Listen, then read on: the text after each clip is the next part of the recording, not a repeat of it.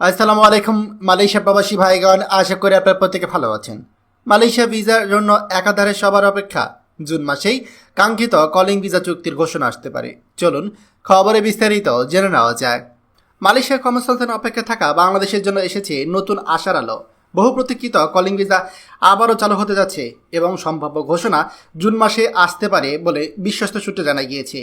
বাংলাদেশ এবং মালয়েশিয়ার মধ্যে ইতিমধ্যেই দুটি উচ্চ পর্যায়ে বৈঠক অনুষ্ঠিত হয়েছে, যেখানে কলিং ভিসা পুনরায় চালু করার বিষয়ে আলোচনা হয়েছে।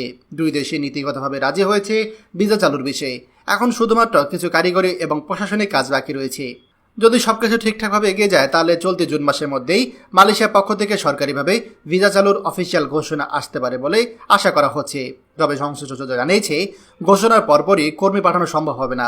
বাস্তবায়ন প্রক্রিয়ায় কিছুটা সময় লাগবে, বিশেষ করে নিয়োগকারীদের চাহিদা নির্ধারণ, চুক্তিসমূহ, মেডিকেল, ট্রেনিং এবং ডকুমেন্টেশন সংক্রান্ত বিষয়ে। ফলে প্রথম ধাপে কর্মী পাঠাতে 2 থেকে 3 মাস বা তারও বেশি সময় লেগে যেতে পারে। প্রবাসী কল্যাণ মন্ত্রণালয়ের এক কর্মকর্তা বলেন, আমরা মালয়েশিয়ার সঙ্গে টেকনিক্যাল পর্যায়ে আলোচনায় ভালো অগ্রগতি পেয়েছি। এখন কিছু আনুষ্ঠানিকতা শেষ হলে আমরা চূড়ান্ত ঘোষণা পাব। তারপর ধাপে ধাপে প্রক্রিয়া শুরু হবে। এখানে জুন মাসের মধ্যেই মালয়েশিয়ার কলিং চালুর একটা সম্ভাব্য তারিখ রয়েছে এবং বাংলাদেশ এবং মালয়েশিয়ার মধ্যে ইতিমধ্যেই 2টি বৈঠক অনুষ্ঠিত হয়েছে। চূড়ান্ত অনুমোদনের কিছু অপেক্ষা রয়েছে, কারিগরি কিছু কাজ বাকি রয়েছে। ভিসা চালু হলে কর্মী পাঠাতে হয়তো 2 থেকে 3 মাস বা তারও বেশি সময় লাগতে পারে। মালয়েশিয়ার কর্মসংস্থানের জন্য অপেক্ষায় থাকা হাজার হাজার বাংলাদেশিদের জন্য এটি অবশ্যই একটি বিরাট সুসংবাদ। ভিসা চালুর আনুষ্ঠানিক ঘোষণা এলে অনেকের বিদেশ কাজে স্বপ্ন বাস্তবায়নের পথ খুলে যাবে। তারা অনেক দিন ধরেই অপেক্ষায় আছে মালয়েশিয়ার কলিং ভিসা চালুর জন্য।